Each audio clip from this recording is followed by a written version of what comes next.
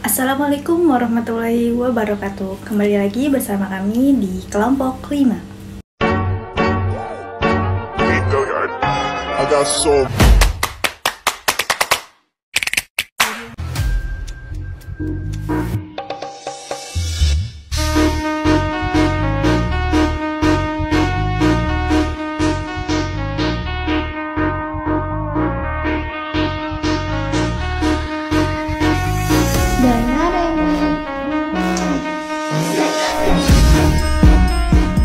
Bismillahirrahmanirrahim. Alhamdulillahirrabbilalamin.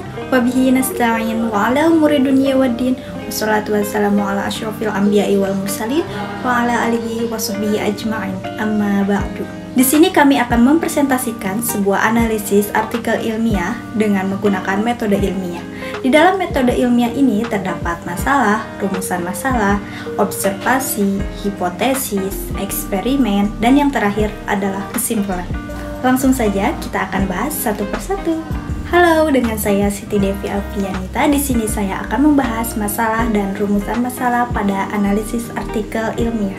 Jadi, masalah pada analisis artikel ilmiah ini yaitu reaksi pasar modal terhadap peristiwa kebijakan amnesti pajak 2016 di Bursa Efek Indonesia. Yang kedua, saya akan membahas rumusan masalah. Rumusan masalah yang terdapat pada analisis artikel ilmiah ini. Yang pertama, apakah variabel ekonomi dapat mempengaruhi pasar modal? Yang kedua adalah, apakah benar kebijakan pemerintah pada amnesti pajak 2016 dapat menstabilkan ekonomi suatu negara? Dan yang terakhir, apakah kebijakan amnesti benar-benar dapat berdampak pada sekuritas? Itu dia masalah dan rumusan masalah yang terdapat pada analisis artikel ilmiah ini. Selanjutnya, saya serahkan kepada teman saya yang akan menjelaskan observasi, hipotesis, eksperimen, dan kesimpulan. Di sini dengan saya, Nita Numaya Sophia, akan menjelaskan bagian bab 3 observasi tentang reaksi pasar modal atas kebijakan amnesti pajak.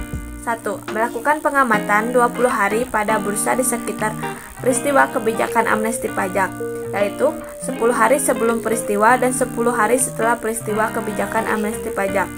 2. Melakukan penelitian pada 11 perusahaan konglomerat yang mengikuti kebijakan amnesti pajak pada tahun 2016 dan 26 perusahaan yang terdapat pada Bursa Efek. 3. Menghitung return saham dengan menggunakan rumus, di mana rumusnya adalah harga saham sekarang dikurangi harga saham sebelumnya dibagi harga saham sebelumnya. Nama saya Dewi Diana Putri. Di sini saya akan menjelaskan bab 4 mengenai hipotesis dan bab 5 mengenai eksperimen. Pada bab 4 hipotesis adalah hasil dugaan sementara dari variabel-variabel yang berhubungan pada penelitian. Hipotesis 1, terdapat pengaruh amnesti pajak 2016 terhadap reaksi pasar modal. Hipotesis 2, terdapat pengaruh ukuran perusahaan yang dilihat dari total aset perusahaan terhadap reaksi pasar modal di Bursa Efek Indonesia. Hipotesis 3, terdapat pertumbuhan perusahaan yang dilihat dari penjualan perusahaan terhadap reaksi pasar modal di BEI.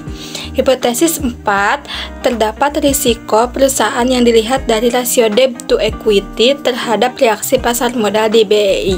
Nah, pada bab 5 mengenai eksperimen, untuk menjawab permasalahan yang telah dikemukakan dan menguji hipotesis digunakan independent t-test. Alat analisis ini digunakan untuk membandingkan masing-masing kelompok variabel, yaitu yang pertama, uji beda return saham perusahaan, sampel rata-rata 10 hari sebelum peristiwa dengan rata-rata 10 hari setelah peristiwa.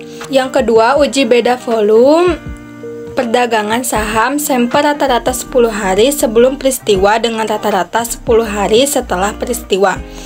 Uji beda ini dilakukan untuk melihat pengaruh berlakunya kebijakan amnesti pajak tahun 2016 terhadap return saham dan volume perdagangan saham tanpa melihat seberapa besar pengaruh antar variabel yang diteliti. Jika analisis ini menghasilkan adanya perbedaan yang signifikan antara kedua kelompok data variabel, maka dapat disimpulkan bahwa berlakunya kebijakan kenaikan amnesti pajak tahun 2016 berpengaruh terhadap volume perdagangan saham dan return saham.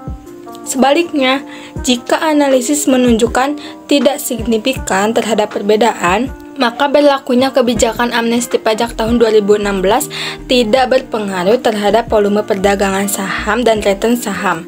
Asumsi yang melandasi penggunaan alat statistik uji beda adalah jika data berdistribusi secara normal, maka digunakan independent t-test, dan jika data tidak berdistribusi secara normal, maka digunakan non-parametric Wilcoxon test. Cara yang dilakukan untuk mendeteksi pencaran data berdistribusi secara normal digunakan uji Kolmogorov-Smirnov. Kesimpulannya yaitu setelah kami melakukan eksperimen dan melakukan pengamatan, hasil yang kami dapatkan adalah yang pertama, kebijakan amnesti pajak pada tahun 2016 berpengaruh terhadap menurunnya kekayaan saham.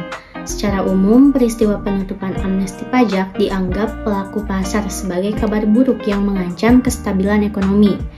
Oleh karena itu, pasar bereaksi sangat cepat dan harga saham menjadi turun karena banyak penjualan saham secara besar-besaran. Kemudian yang kedua, sebelum dan sesudah peristiwa penutupan amnesti pajak terjadi, tidak adanya abnormal return positif. Yang ada hanya abnormal return negatif yang menandakan reaksi pasar terhadap penurunan kekayaan saham.